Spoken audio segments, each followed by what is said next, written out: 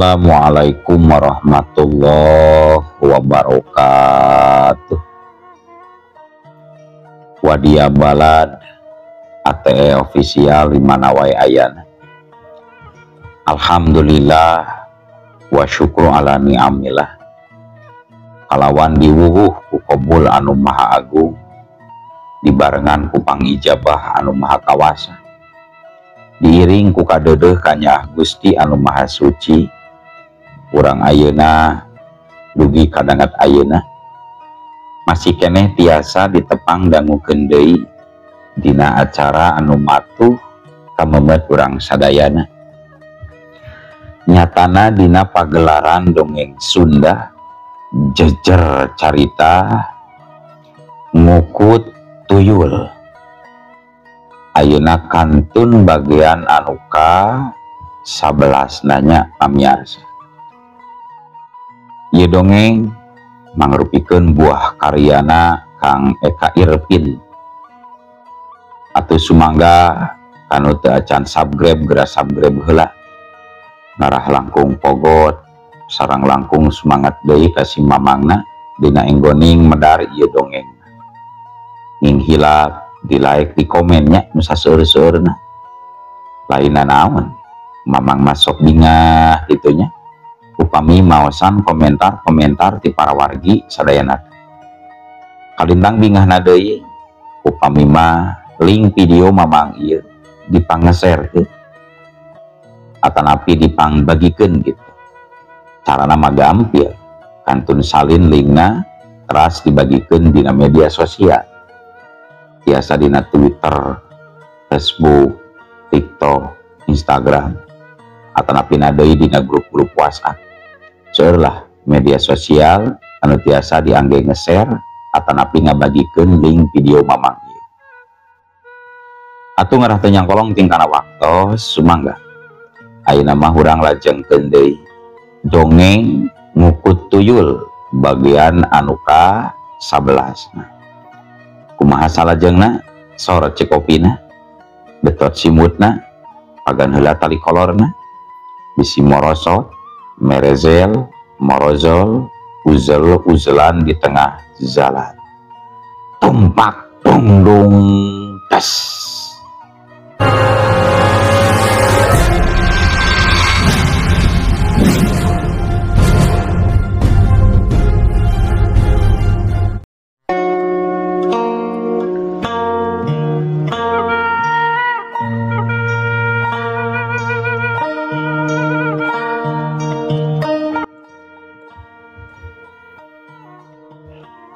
Para wargi sadayana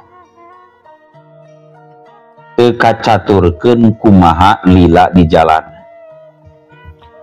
Harita Jang Iman geus nepi deui ka imahna. Aya kajadian aneh disaprak si Olil dipulangkeun deui ka Gunung Halimun. Komo deui ieu apan imah jeung kulawarga Jang Iman di pager goib ku kiwarya. Lemur oge jadi rehe comre tiis ceuli herang mata geus tara aya nu kacaritakeun leungit duit atawa ningali makhluk anu disarebut tuyul teh. Saminggu ti saprak Jang Iman nganterkeun si Oli. Kejadian aneh mimiti tumiba ka kulawarga Jang Iman. Unggal peuting sok mindeng kadenge aya sora pating gelendeng di luar imah. Tuluy ingon-ingonan sabangsa domba sapi raribut kawas aya anu ngaheureuyan.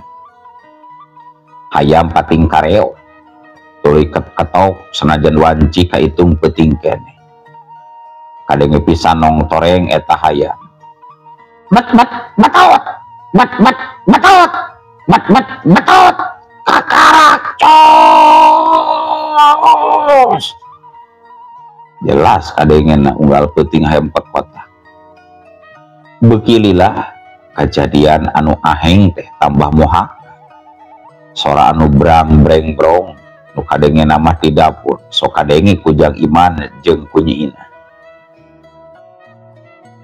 Caturkeun dina hiji peuting basa Jang Iman geus balik ti masigi.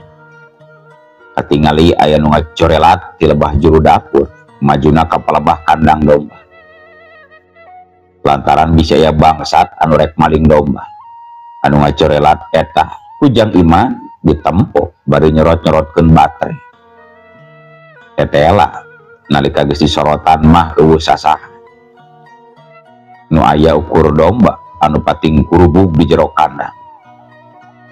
Jang Iman saheuleutan mah ngahuleng. Ceuk pamikirna pamuhalan lamun si Olil balik deui ka imah manehna. Lantaran seren sumeren antara dirina jeung Ki Asep kawilang lancar aya halangan harungan. Ai sahanya piraku manusia manusia jorelat kitu leumpangna. Curi kitu. Cek Jang Iman bari mahena oge taki-taki. Bisa aya jalema anu celaka boga niat jahat ka manehna. Karek oge Jang Iman rengseng ngagerendeng kitu. Kelebung. Harita ngadadak angin muih dina luhureun tangkal nangka. Anu pernahna aya di luhureun kandang mundi. Lampu senter gancang disorotkeun kana luhur tangkal nangka. Katingali ku Jang Iman, mitina mah aya haseup ipis anu muter. Lila beuki lila. Eta haseup teh beuki kandel anu antukna mah cilegedeg. Eta haseup ganti jirim jadi hiji makhluk anu sarupa jeung si Oli. Tapi ieu mah jangkung liwati suhunan kandang mundi. Astagfirullahaladzim. Nah makhluk naon atuh eta teh? Cek Jang Iman sorana ngageleter. Sanajan jiwa lalaki oge hari diparangkeun ningali nu kitu mah sabayar oge hatena ngageleter sawak-awak. Makhluk anu jangkung gede nyangereng ngembongkeun piwirna anu roweg. Jigana nangka anu panggedena oge paling ukur sakali nyaplok lamun dihuapkeun. Panonna burahay beureum tetep seukeut bangun anu cecep ka Jang Iman. Teu poho di temah wadi. Jang Iman mapatkeun doa menang pamere ti kiwaria. Hate katut pikirna mantang kanu kawasa. Bibirna kunyam-kunyek babacaan khusyuk nakeranan. Teu lila les. Makhluk anu ngajirim teh leungit kawas haseup anu katabak ku angin. Anu kadenge ukur sora anu pating gelendeng. Disusul ku seuriting cikiki estu mata kukurayeun bulu punduk pikeun anu borangan. Ngan untung nawe Jang Iman geus dipageran ku kiwaria. Katambah Jang Iman teh jalma lengger keur bangsa rumajana. Jadi we rada wanian.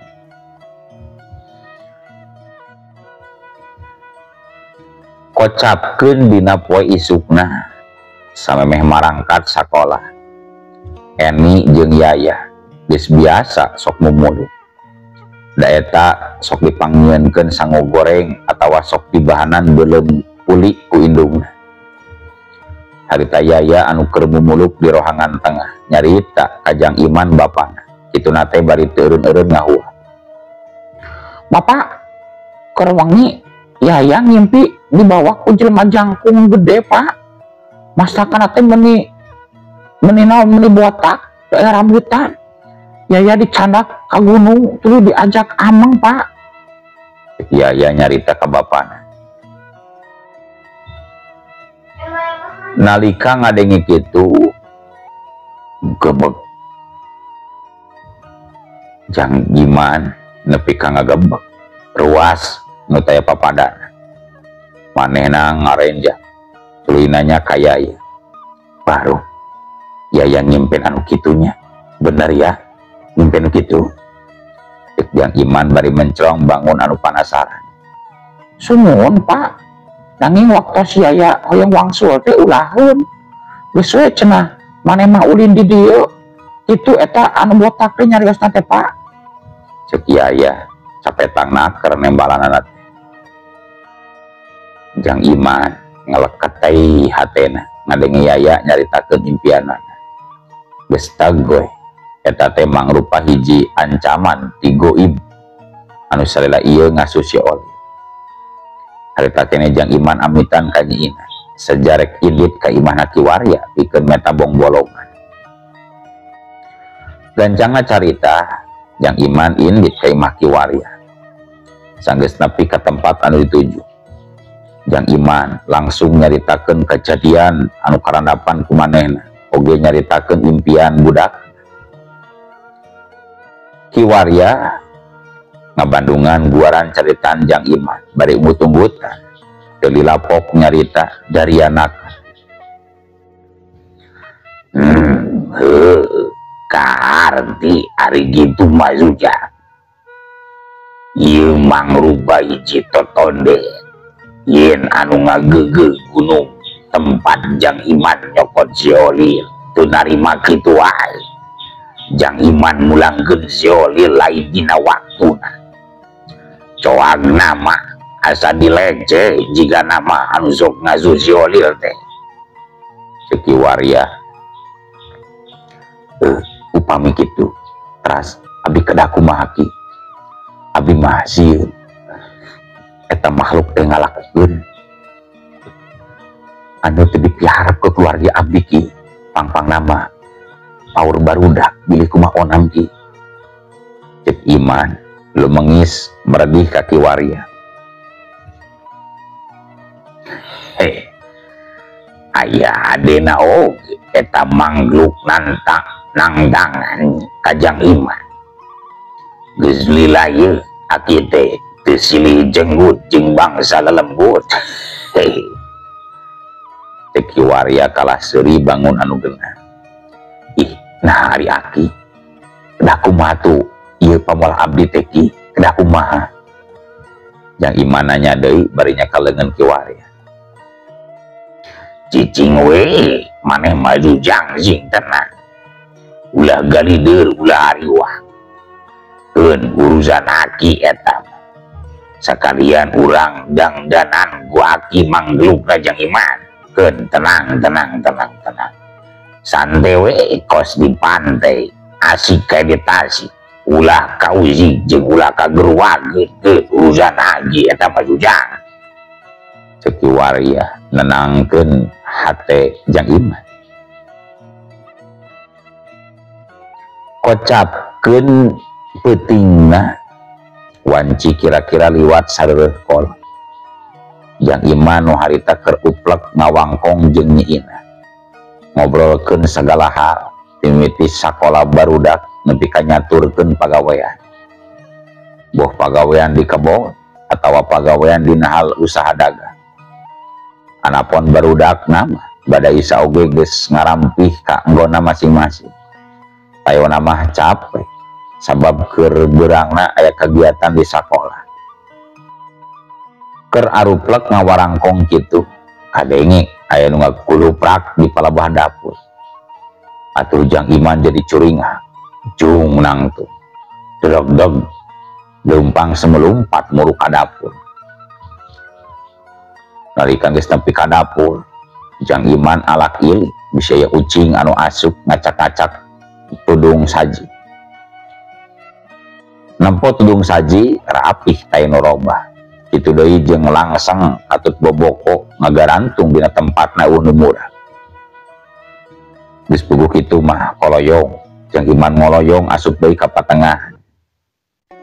Aya naon ka? Ucing lain ka? Cek Nyi Ina mencerong ka salakina. Lain jiga nama. Da taya nu murag atawa nu robah para buat dapur mah hiji oge. Masih kena tempatna. Temal Jang Iman teu loba deui cacarita. Can leler karuasna balas sora nu tadi di dapur. Kenteng di luhur jiga aya nu ngawuran ku keus. Paralah kadenge jelas pisan buah ku Jang Iman atawa ku Nyi Ina. Telila kadenge sora manuk koreak pating koreak handap naker jiga anu diluhureun suhuna. Ditukangeun imah kadenge sora manuk sirit uncuing ngelak estu matak pikakeun. Nyai gancang gerak ka kamar. caramahan barudak bisi aya nanaon guat nyi guat cek Jang Iman nitah Nyi Ina sangkan nyamperkeun barudak nanu di kamar. Nyi Ina teu baha manehna tuluy asup ka jero kamar anu maksudna rek maturan barudak sahne. Karek oge sup Nyi Ina asup ka lawang panto kamar. Akang Nyi Ina ngacerit sabab ningali Yaya naplok dina langit kamar.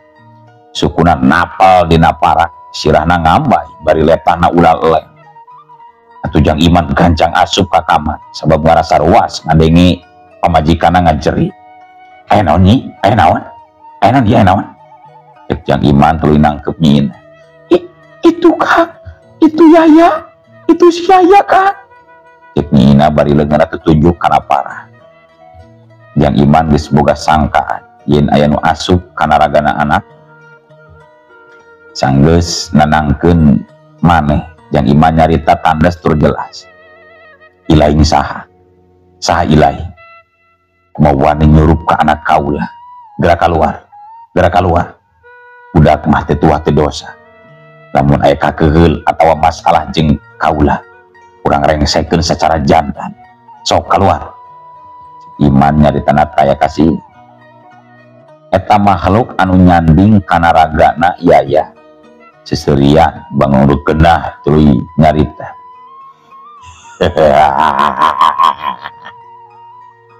Asa teu kudu dewek gawanaukeun ka maneh mah deuleu manungsa. Anu penting pikeun maneh ayeuna rasakeun wawales ti dewek sia manungsa. Eta makhluk tuluy seuri menyatakan setan ida laknatullah sia keluar montong wanina kabudak layanan dewek lamun nya aya ka wani mah keluar sia setan. Cek Jang Iman setengah nangtak tayohna mah geus teu bisa sabar ku pamolah eta makhluk. Karaya harita Jang Yaya anu dipangaruhan ku bangsa jin ngarayap dina parah jiga cacak tuluy turun hareupeun pisan Jang Iman. Teu kanyahoan eta makhluk anu nyurup teh narajang ka Jang Iman. Atuh boboe Jang Iman anu teu sayaga dadana kakeunaan pisan ku panarajang eta makhluk. Jauh dayak. Jang Iman mundur 2 lengkah ka tukang bari dadali geugan kadorong ku tanaga panarajang ti eta makhluk. Nyi Ina gancang keluar ti kamar tuluy nyempot di jero imah bari cerik ka wariu. Curelat harita Jang Yaya narajang deui leungeunna meuni puleud ngarah kana caream Jang Iman. Ngan oroka aya Jang Iman ayeuna mah geus sadia narima panarajang ti eta makhluk. Dengan kenca dipake nakis perut makhluk. Leungeun anu katuhu nyasar karena cecengklokan siku Yaya. Tuluy ditilapkeun anu maksudna marek ngonci sangkan eta makhluk bisa dikadalikeun. Ulak. Kawantu atuh anu nyurup lain bangsa jin kelas kiripik gadung. Sakitu geus kakonci oge leungeun Jang Yaya dadak lesang jiga belut. Tuluy malikan ngarawel kana leungeun Jang Iman meuli pageurna kuriwal lekap. Jang Iman satakar kebek ngalepaskeun leungeun Yaya anu tanagana lain bantrak-bantrakeun. Soloyong Jang Iman nyoloyong kadorong ku tanaga Jang Yaya. Cedak kebu. Jang Iman nyoloyong leunggar kana lomari. Boroyo lomari tingguli. Lomari tingguli parabot mancawura beling patulaya dina ubi. Sabrut Jang Yaya nu geus karanjingan ku setan narajang deui. Jang Iman bingung lantaran lamun dilayanan tangtu Jang Yaya anakna bakal cilaka. Antukna manehna ngan ukur bisa ngahindar bari teu wani pikeun males panarajangna Jang Yaya nu keur kasandingan. Kerame nu silih Allah kadenge aya nu kekatrok kana panteu bari gegerawan ka Jang Iman. Jang Iman, Nyi Ina, buka pando, buka. Cek eta sora terus gegerawan. Nyi Ina anu keur nyempot di juru, mainna curinga, tuluy ngocengkang muru kana panto. Kulutra, slot panto dibuka. Ana dibuka, tetela geuning anu datang teh Aki Warya. Ai aingan atuh Aki hayang ulin ka dieu. Sing oreng geuning aya anu ngajak. Ingga Jang Iman, ingga. Jeung Aki nu kieu patut malayana, sok ingga. Hehehe. Aki Warya tuluy babatak jika nu arek main bal. Alik Jang Iman, alik. Urang ayunan gua gila nepi ka mana wae oge sok kali nyingga. Aki Warya nitah sangkan Jang Iman ka sisi. Jang Iman nurut, manehna gancang nyamperkeun Nyi Ina pamajikanana. Harita Aki Warya langsung masang kuda-kuda. Bisi makhluk anu nyanding kana awak Jang Yaya narajang ka diri. Lamunnya ilaing boga kawan keancang sia keluar tina ragana inju dewe. Ayo urang ijen tarung patutunggalan jeung dewek sia juri carian. Aki Warya tandes nyaritana. Rengsek Ki Warya nyarita kitu. Awak Jang Yaya harita ngutupruk disusul ku haseup bodas anu ngabelesat kaluar ti imah. Mong kadenge aya sorang nu nyarita nantang ka Ki Warya. Keluar si Agi, keluar. Ayo udang darung harinya mawani kengai dulu si Agi beot. Cegata sora handaruan semu berat. Ki Warya gancang keluar ti imah. Nalika keluar ti imah, bre katingali hiji tangtungan makhluk pendek busekal. Hehe, beda ari tukang manggulan parema eta awak menisa segitu euy. Ceuk Ki Warya tuluy turun tina teras imah. Manehna ngajegah hareupeun makhluk anu katingalina samar-samar katojo ku bulan anu katutupan mega. Gagabah si Agi tong buru karek pare sia. Ilaing oge aing makaduga lamun dipanggul ku dewek si Agi. Cegata makhluk nembalan panona buburi lengan neuteuk ka Ki Warya. Jang Iman anu harita nuturkeun manehna ningalikeun dina teras bari rada dodongkoan. Nyi Ina mah ngarorok Jang Yaya anu geus sadar tina kapiuhanan. Sok sia lamun aya katunggeunna ka Jang Iman jeung dewek we. Ulah ngaguna zika kula wargana. Komo ka budakna made. Kalakuan jika budak rode kuno dasar si pernekel sia. Ceuk Ki Warya. Kesebelan sia. Kengaing nyebut pernekel. Berazageun sia. Bener jeung dingaing dulu Agi beot. Cek eta makhluk tuluy ngarontok kana beuheung Ki Warya. Kuku-kuku leungeunna urang goas ditujukeun kalayan pinuh tanaga. Hiung. Kadenge leungeun eta makhluk teh ngahiung bangbaraan.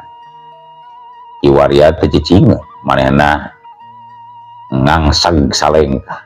Leungeunna dipake nakis pigulangan leungeun eta makhluk. Cedar. Kadenge soran dibalukarkeun ku diaduna leungeun Ki Warya jeung leungeun eta makhluk ngakedung. Disusul ku leungeun katu Ki Warya anu ngalan ku ceri lawan. Cakra. kadenge suara celi anu disintrek tarikna. Wadah, eta makhluk mah kuat bari ngekesek celina tanda karasa nyeri. Hehe, sedapnya kel, sedap hayang deui ceuk Kiwaria. Saya gadai diri masang kuda-kudana. Makhluk lawana Kiwaria harita diuk sila dina tani, leungeunna sidakep sinu kutunggal, bibirna kunyam-kunyam. Dina sakedet netra eta makhluk jumlahna ngadedak jadi ngalobaan. Jeleg jeleg jeleg jeleg jeleg aya kan jadi 10 nama. Jang Iman anu ningali kejadian aheng samodel kitu, manehna jadi ngayak-yak bari muntang kana tihan, ngan teu ari nepi ka ngihan maneh. Nempok itu Kiwaria mundur 2 lengkah, manehna neuteub seukeut ka makhluk anu geus mimiti ningker ka dirina. Dina sageprakan eta makhluk loncat ngarontok bebarengan ka Kiwaria. Celeng, Kiwaria luncat atuh pugoe anu ngararontok teh pati ceredak nubruk baturna sorangan.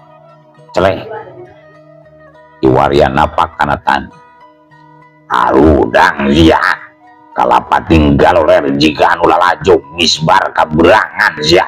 Sok arudang ceuk Kiwaria nyaritana tenangna.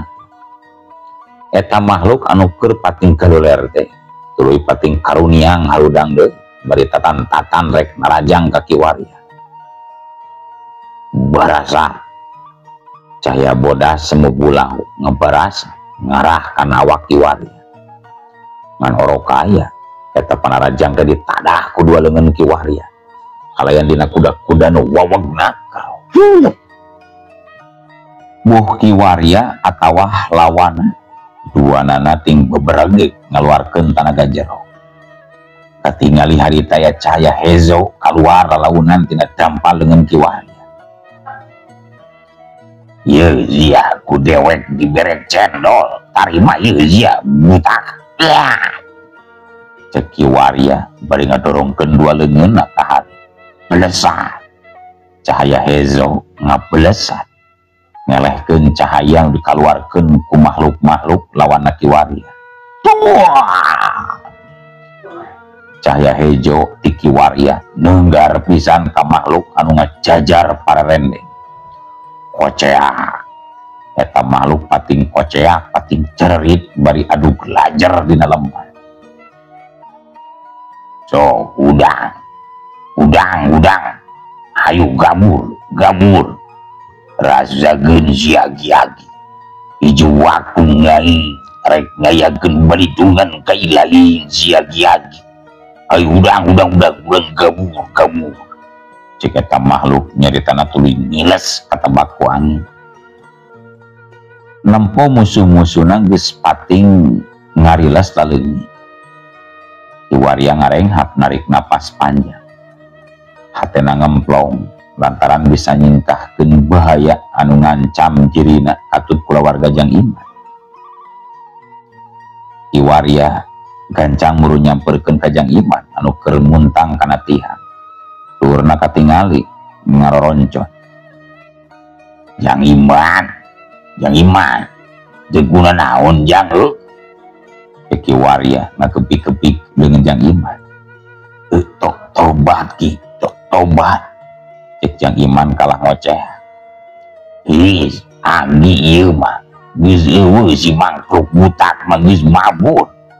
Geus angguran mah urang tembus ujang bisi kumauna payu. Cek Kiwaria. Jang Iman udang lalaunan setengah muntang kana tihan. Sanggeus tetegnang tuh Jang Iman jeung Kiwaria ngoloyong muru asup ka jero imah. Kasampak di jero Nyi Ina keur ngeukepan Nyi Eni jeung Yaya di jero kamar. Tapi dina kayaan keur kitu, nah atuh ari ujug-ujug ulu waktosna kabujeng see wadia balat ate ofisial. atunya ieu dongeng teh urang cekapkeun we dugi ka dieu. Insyaallah enjing pageto baris dilajengkeun deui. Atuh kukitu kukieuna mamang sejamit mungkur amit mundur dipayuneun para wargi sadayana. Ayo Assalamualaikum warahmatullahi wabarakatuh.